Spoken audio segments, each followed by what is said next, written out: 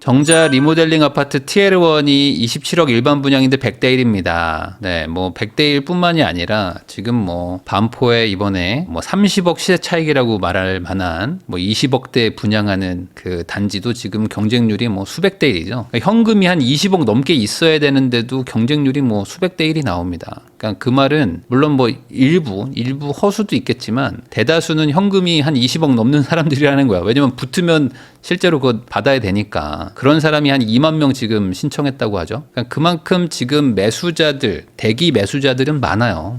그리고 그 사람들이 어찌 보면 이 청약 제도라는 게 있기 때문에 전세를 살면서 그냥 버티고 있는 사람도 많거든요. 그래서 이 청약 제도가 어찌 보면 되게 그 양날의 검이자 어찌 보면 이 악순환의 골인데 이 청약 제도 때문에 사실상 고액 전세를 삽니다. 사람들이. 고액 전세를 살면서 대출도 얼마 안 받고 그냥 뭐 10몇 억짜리 전세를 사는 사람들이 많아요. 그러니까 이게 닭이 먼저냐 달걀이 먼저냐일 수도 있는데 전세 제도가 있기 때문에 어찌 보면 뭐 사람들이 그냥 월세 안 내고 거기서 그냥 저렴하게 산다라고 말할 수도 있지만 이게 지금 전세자금 대출을 뭐 많이 해주는 게 아니잖아요. 뭐 한 5억 정도 해주는데 전세를 막 15억, 20억짜리도 산단 말이야. 그러면 도대체 전세를 15억, 20억에 사는 사람들은 누굴까? 자기가 집을 가지고 있는데 사정상 자기 집도 전세 주고 나도 전세 살고 뭐 이런 분들도 있습니다. 근데 그런 분들 아니고 무주택자인데 전세를 그냥 막 15억, 20억에 사는 사람들도 많단 말이에요. 이런 분들이 가점 높고 이 가점이 되게 간당간당한데 뭔가 이 소위 말하는 희망 고문 청약 될 것 같아. 근데 이런 분들은 어딜 노립니까? 최소한 뭐 마포나 뭐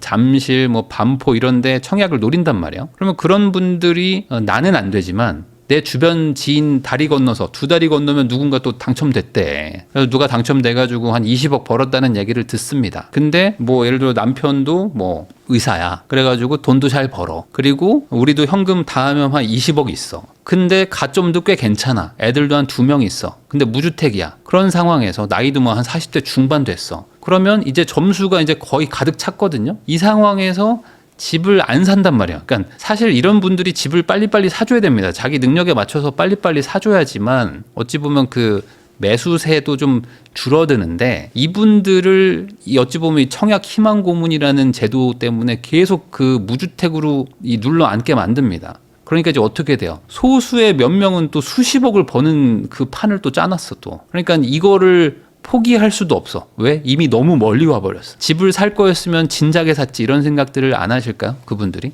현금 20억 있고 직업도 탄탄하고 대출도 잘 나오는데 집을 안 산 거잖아요. 정확하게는. 집을 못 산 건 아니잖아요. 돈이 없는 것도 아니고 대출을 안 해준 것도 아닌데. 근데 그분들은 이 청약 제도라는 것 때문에 사실상 청약 자체를 처음부터 포기해버리면 집을 바로 사거든요. 근데 청약을 한 10년 정도 뭐 자의든 타의든 어쩔 수 없이 이렇게 끌고 와버렸어. 그러면 이제 가점이 꽤 높아지는 상태가 돼요. 그러면 나랑 비슷했던 사람들이 이 소위 말하는 로또 청약이라는 걸로 한 뭐 작게는 5억, 크게는 막 15억, 20억을 버는 걸 보는데 내가 그걸 지금 와서 접는다? 그럴 거면 3년 전에 샀지. 4년 전에 샀죠.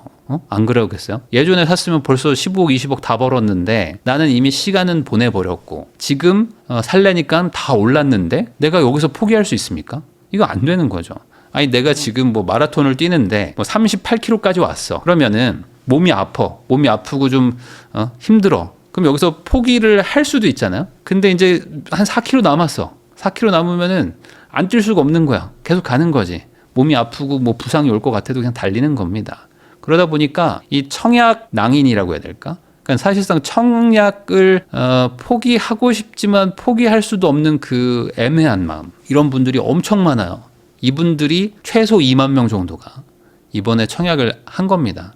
물론 이제 그 중에 뭐 1주택자도 있을 수도 있고 뭐 그냥 넣어본 사람도 있고 하겠지만 최소 반은 사실이겠죠. 그러면 한 20억 넘게 있는 분들이 10,000명 정도는 있는 것이고 그러면 이 10,000명 이상의 사람들이 청약을 계속 당첨을 못 받으면 뭐 버티다 또 살 거 아닙니까? 그런 분들이 또 다른 동네 가서 또 신고가 찍고 이런 것들을 반복하는 거예요. 그러니까 이게 참 애매합니다. 여러분들도 이게 살면서 느껴보셨겠지만 10분의 1의 확률이라는 거는 엄청 낮은 거예요. 여러분들이 그 살면서 뭐 내기 같은 거 해보신 적 있잖아요. 내기. 특히 뭐 제비 뽑기 뭐 이런 것도 해보신 적 있잖아요. 그러면서 뭐 제일 쉬운 게 뭐 커피 내기 뭐 이런 거 하는 사람들도 있잖아요. 그러면 이 커피 내기 같은 거 할 때 뭐 예를 들어 뭐 10분의 1의 확률이다. 그러면 내가 걸릴 확률이 상당히 낮다라고 생각하시죠? 안 그러세요? 자, 10명 중에 1명에 설마 내가 걸려? 뭐 이런 생각으로 합니다. 그래가지고 자, 우리 팀원 10명인데 자, 1명 뽑아가지고 제비뽑기로 커피 내기 합시다 하면은 흔쾌히 합니다. 왜? 확률이 낮다고 생각하니까. 근데 청약은 어때요? 10분의 1이면 높다고 생각해. 10분의 1이면 되게 높다고 생각합니다. 10분의 1이면 엄청 높은 거 아니야? 나도 당첨될지도? 이런 생각을 해. 그러니까 솔직히 똑같은 건데. 자, 근데 10분의 1이 아니라 지금 어때요? 20분의 1, 뭐 50분의 1, 200분의 1, 뭐 2000대 1, 뭐 이런 것도 나옵니다. 그러니까 복권 제도라는 게 있는 거예요. 청약이라는 어찌 보면 좀 과거에 이제 우리나라가 경제가 막 발전하기 시작하는 돈이 없던 개발도상국일 때 사실상 후진국에서 개발도상국으로 오는 과정에서 지분 공급해야 되는데 돈이 없으니까 어쩔 수 없이 기금 만들어가지고 했던 그 청약제도가 이제는 기괴해져가지고 그냥 전 국민 약간 로또를 이제 만들고 있는데 그 로또 확률이 뭐 50대 1, 200대 1이라고 하니 이건 안 되는 건데 이거를 되는 거라고 착각하고 하시는 분들이 너무 많단 말이에요. 근데 왜 착각을 하냐? 누군가는 또 돼. 그게 문제입니다. 누군가는 또 되니까 그게 문제예요. 우리나라 사람들은 3달이 건너면 전 국민을 다 알 수 있다잖아요.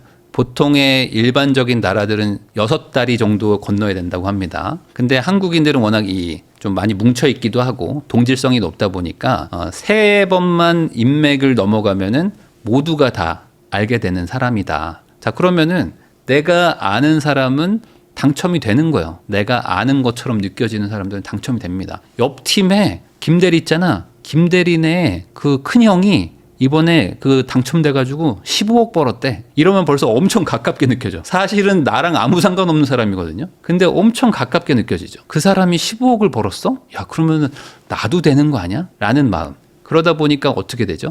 이 분들이 계속 전세로 눌러 앉습니다. 그러니까 이 고가 전세를 또 유지해주는 또 수요자가 됩니다. 그러니까 그런 전세가가 또 하방 경직성을 만들고 그게 또 시장에 유동성을 공급하고 이 유동성을 받은 그 매수자들은 또 그걸로 또 집값이 또 올라가고 이걸 이제 반복하는 거거든요. 그러니까 이제 정부가 뭘 합니까? 그 로또 청약을 없애겠다고 하잖아요. 저는 개인적으로 로또 청약 자체를 없애는 거는 맞다고 봐요. 맞는데 이걸 없애려고 하면 어떻게 됩니까? 이제 로또를 산 사람들 중에서 당첨된 사람은 상관없지만 지금까지 로또를 사왔던 사람들 지금도 토요일 뭐 저녁 7시쯤 6시쯤 되면은 한 2만 원 3만 원 들고 가서 로또 사시는 분도 있고 뭐 인터넷으로 이제 정기적으로 사시는 분들도 있습니다.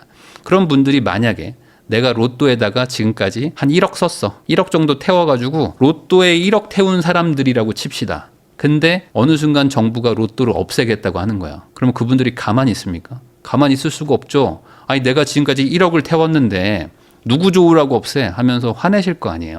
그런 분들이 청약제도에서 얼마나 많겠습니까 지금. 가점이 뭐 50점, 60점, 뭐 70점인 사람들이 얼마나 많겠어 지금. 그리고 이제 공공 청약 통장에다가 돈 넣어가지고 한 2천만 원, 3천만 원 넣어서 이제 나도 공공 분양 받을 수 있겠지라고 생각하고 있는 분들이 얼마나 많아요. 그러니까 이 청약 제도를 한번 끊긴 끊어야 되는데 뭐 내년부터 끊겠습니다라고 하는 순간 뭐 난리 나죠. 그럼 이제 당연히 표심에 영향을 받고 그러면 이제 정권이 또 바뀔 수준이 되기 때문에 이걸 아무도 건드릴 수가 없는 거예요. 아무도 못 건드립니다. 그러니까 이제 대안이라고 나오는 것이 뭐냐? 이 청약 그걸 할 때 로또 청약은 없애야 된다. 채권 입찰제라는 게 지금 나옵니다. 그래서 지금 요번에 트리니원, 레미안 트리니원이 당첨되면 30억 번다고 그러죠. 그러니까 이거는 진짜 말도 안 되는 거야. 여러분 한번 생각을 해보세요. 아니, 그러니까 무주택자라는 이유만으로 당첨되면 30억을 벌게 해주는 게 말이 됩니까? 그러니까 무주택자도 자발적 무주택자잖아요. 그러니까 이분들이 타의적으로 뭐 어쩔 수 없이 무주택자가 된 것도 아니잖아요. 현금 20억이 있는데 무주택자라는 거는 본인의 선택인 거잖아요. 근데 그 제도를 없앨 수가 없어. 왜? 저게 없어지면 나도 당첨 안 되는 거 아니야. 라는 그 모두의 그 불안감. 누군가 로또로 매주 10억, 20억 부자가 되고 있지만 그 사람이 부럽죠. 부럽지만 그 사람이 부럽다고 이 제도를 없애버리면 내가 당첨이 안 되잖아. 800만 분의 1이 안 되잖아. 라는 생각에 없애지 못하는 약간 그런 것도 있거든요. 그러다 보니까 이 제도가 계속 유지가 됩니다. 계속 유지가 되다 보니 이제 어떻게 됐어? 이제는 당첨되면 30억을 벌게 해줘요. 그러니까 이분들이 뭐 소득이 없고 돈이 없고 대출 안 돼가지고 정말 기초생활수급자여가지고 임대 아파트를 주는 게 아니잖아요. 그걸 당첨 받으려면 재산도 한 20몇억 있어야 되고 소득도 높아야 되고 그런 분들이 일부러 거의 한 20년을 집을 안 사는 거예요. 거의 20년 이상 집을 일부러 안 삽니다. 그런 분들이 수천 수만 명이 있어요. 그리고 이분들 중에 정말 소수의 몇 명이 딱 돼가지고 30억을 벌어요. 이런 제도가 운영되고 있는 거는 이상한 거예요. 어찌 보면 이건 이상한 겁니다. 근데 이런 말을 공무원들은 할 수가 없어요. 왜냐하면 우리는 민주주의니까. 그러다 보니까 채권 입찰제라는 거를 통해 가지고 그 30억 버는 건 너무 심하지 않냐. 한 25억만 벌어라 라고 하면서 그 25억은 정부가 판 채권으로 이제 충당을 하겠다는 거죠. 그럼 그 채권을 팔았으니까 사실상 그 정부가 돈을 가져가는 겁니다. 그러니까 정부가 돈을 가져가서 어디다 쓸까는 이제 모르겠지만 차라리 그렇게 하는 게 어떻겠냐라는 게 지금의 이제 흘러가는 모양새인 것 같아요. 사실 그것도 저는 문제라고 봅니다. 왜냐하면 그 돈은 사실 원래는 조합원이 가져가야 될 돈이거든요. 그 조합원들의 어떤 그 땅과 분담금으로 정말 그 단지랑은 아무 상관없는 20년 동안 일부러 무주택을 한 어떤 분들한테 그냥 몰아주기를 하는 거예요. 그러니까 이거는 공동구매 개념도 아니고 공공의 복지 개념도 아니고 그냥 아무것도 아니에요. 이거는 그냥 아무것도 아닙니다. 그냥 이게 원래 제도의 취지가 이제 계속 이상하게 흘러오다 보니까 수십 년을 흘러오다 보니까 그냥 아무것도 아닌 제도가 돼버렸어요. 그냥 조합원들한테 갈 돈을 걷어가서 조합원들은 괜히 분담금을 뭐 몇천만 원씩 더 내고 그 분담금 몇천만 원을 모아가지고 어떤 부자 무주택자한테 30억을 갖다 주는 거예요. 그러면 그 부자 무주택자가 30억을 벌게 해주는 게 무슨 공공의 이익이고 무슨 복지고 이게 무슨 어떤 제도의 의의가 있는 겁니까? 아무것도 없는 거죠. 그러면 그거를 뺏어가지고 조합원한테 주는 게 맞습니까? 라고 막 말하시는 분들도 많은데 당연히 조합원을 줘야 되는 거죠. 아니, 조합원들 땅에다가 조합원들의 분담금을 가지고 거기다가 이제 집을 지어가지고 나온 수익이니까 당연히 조합원들이 가져가는 것이고 조합원들이 그런 거를 가져가서 사업성이 조금이라도 더 좋아져야 다른 단지들이 재개발 재건축을 더 빨리 할 수 있단 말이에요. 그래야지 사실 공급이 더 많이 됩니다. 그래서 이제 세상에 좋은 집, 새거, 더 뭐 신식의 아파트 이런 것들이 많이 생겨야지 부자들이 글로 올라갈 거 아니에요. 그러니까 빈집인데 새거가 생겨서 좋은 집들이 생겨야지 안 좋은 집에 살던 부자들이 글로 한 칸씩 올라갑니다. 그래야지 이제 점점 이제 한 칸씩 이제 계단식으로 차근차근 이제 도미노처럼 이동을 할 수 있는 거거든요. 그러니까 부자들한테 좋은 집을 공급을 해야 나한테도 좋은 집이 생겨. 지금 내가 살고 있는 집보다 조금 더 좋은 집에 공실이 생깁니다. 부자들, 저 위에 있는 사람들이 한 칸씩 빨리 앞으로 가줘야지 나한테도 지금보다 더 좋은 집에 살 수 있는 기회가 생기는 거란 말이에요. 그러니까 실제로 사회의 공공의 복지와 복리를 위하는 일은 뭐냐면 부자들한테 새 집을 빨리빨리 공급을 하는 겁니다. 그러려면은 재건축을 빨리빨리 하게 해줘야 돼요. 재건축을 빨리 하게 해줘가지고 이 낡은 집을 최고로 좋은 집으로 빨리빨리 바꿔줘야 됩니다. 그래야지 거기에 부자들이 가서 살 거 아닙니까? 뭐 부자가 아니어서 그 집에 들어가지 못하시는 분들은 전세라도 주실 거 아니에요. 그러면 그렇게 전세라도 주게 되면 어쨌든 부자들이 수요가 글로 가면서 나한테는 신축은 아니지만 그래도 내가 지금 사는 집보다는 훨씬 살기 좋은 동네에 공급이 나오는 거고 그게 전세로 나오든 월세로 나오든 매매로 나오든 어쨌든 나와주면 그게 전반적으로 시장에 공급이 되는 거기 때문에 가격이 올라도 덜 오른다. 이게 이제 어찌 보면 경제의 기본인 거죠. 기본이기 때문에 이 작동 구조로 가야 되는데 이게 안 되다 보니까 이제 부동산에 많은 문제들이 생기는 겁니다. 이 어떤 사업과 관련 없는 사람한테 수십억을 주는 제도 그리고 여기 조합원들과는 아무 상관없는 사람들이 갑자기 일반 분양을 막 받기 시작하면서 로또 청약이라고 막 들어오고 조합원들은 갑자기 재건축 초과이익 환수제니 뭐 막 내라고 하는 거예요. 세금 막 내라고 그러고 뭐 여기서 이제 대지 지분 다 뺏겨가지고 뭐 도로를 만들어라, 뭐 데이케어 센터를 만들어라. 갑자기 무슨 뭐 여기 뚝 떼가지고 여기 뭐 공공 보행로를 만들어라. 뭐 이런 얘기들 이제 고생은 고생대로 다 하고 단지랑 아무 상관없는 사람들이 갑자기 한 30억 버는 로또를 막 맞아서 들어옵니다. 그냥 이렇게 하면은 이거는 이 공정한 룰도 아니잖아요, 사실. 근데 참 답답하지만 이런 얘기를 할 수 있는 사람들이 없는 것 같아. 왜냐면은 그런 얘기하면은 이제 논리가 없는 그냥 막 주장들이 나오기 시작합니다. 뭐 부자들 더 부자 만들어야 되는 거냐, 뭐 이런 얘기부터, 뭐 그 무주택자들은 뭐 새 집에 살지 말라는 얘기냐, 뭐 이런 얘기부터 뭐 별의별 얘기들이 나오죠. 근데 그건 아닌데 그 얘기가 아닌데 참 어려운 것 같아요. 그러니까 재건축 안 하죠. 네, 재건축을 하기가 참 힘듭니다. 이 과거보다 사업성은 훨씬 안 좋아졌는데 여전히 규제가 많기 때문에 결국에 조합원들이 자기 돈 내 가지고 아파트를 지으라는 거예요. 그러면 자기 돈 내서 아파트 짓는 게 뭐가 문제냐, 당연한 거 아니냐라고 얘기하시는 분들도 많은데 자기 돈 내서 아파트 만드는 거 맞죠. 맞는데 그 자기 돈 내 가지고 아파트를 만들어서 임대 아파트로 주고 또 빈 거 만들어 가지고 원래는 50억짜리를 20억에 분양해 주고 억울하다는 거예요. 억울함을 만들면요, 사람은 감정적이 돼 가지고 이성적인 계산기를 두드리기가 참 힘듭니다. 이런 거죠. 너 내가 10대 때릴 건데 7대만 때릴게. 그러니까 맞고 가라. 이렇게 얘기를 하는 거예요. 그러면은 여러분들은 어떻게 하실 거예요? 선생님이 그냥 갑자기 자, 원래는 내가 10대 때릴 건데 너 7대만 때릴 거니까 7대 맞고 그냥 집에 가. 안 그러면 너 집에 못 간다? 라고 하면은 이성적인 계산을 한다면 나는 집을 갈 수밖에 없어. 왜냐면 집을 가고 싶으니까. 그리고 선생님은 나보다 권력이 더 세. 그래가지고 내가 선생님을 이겨먹고 안 맞고 나갈 방법은 없어. 그럼 어떻게 하면 됩니까? 선생님이 7대만 때린다고 하면 이성적 계산기로는 그래, 3대를 덜 맞아도 되니까 맞고 나가겠습니다 하고 빨리 맞아서 나가는 게 나아. 맞죠? 왜냐면 어차피 선생님은 7대 때리기로 마음을 먹었어. 안 그러면 너넨 못 가. 자, 그러면 7대 맞고 나가면 되거든요. 그래서 빨리 집에 가는 게 낫잖아. 근데 이거는 이성적인 계산이고 감정적으로 가면은 왜 맞아야 되는데 내가? 이제 이렇게 되는 거죠. 학생들이 분노하기 시작합니다. 내가 왜 맞아야 되는데? 선생님, 우리가 뭘 잘못해서 맞아야 되는데요? 야, 니네 7대 안 맞으면 못 나간다? 저희 안 나갈래요. 이렇게 해버리는 게 지금 재개발 재건축의 판이라고 보시면 됩니다. 근데 그럴 수밖에 없죠. 왜냐면 내가 왜 맞아야 되는데 라는 거에 대한 논리가 없어. 근데 여기서 더 문제는 뭐예요? 옆에 있던 반장은 안 맞아도 된대. 야, 반장, 너 무주택자지? 넌 안 맞아도 돼. 넌 나가 그냥. 그러면 남아있는 애들이 어떻게 합니까? 더 분노하죠. 야, 억울하면 너도 반장해. 뭐 이런 거예요. 아니, 반장 자리가 많은 것도 아니고 제가 어떻게 합니까? 그럼 이제 옆에 있는 부반장은 조용히 있어. 왜? 나도 안 맞을 수 있을 것 같아가지고 부당하지만 나는 조용히 있어. 왜? 다음번에 혹시나 선생님이 봐줄 수 있는 게 내가 아닐까? 라고 하면서 좀 가만히 있는 거죠. 그러면 이제 친구들이 막 말을 해. 부반장한테. 야, 너도 좀 선생님한테 뭐라고 좀 말 좀 해봐. 야, 반장만 안 맞는 게 말이 돼? 라고 할 때 부반장은 뭐라고 하죠? 아니야.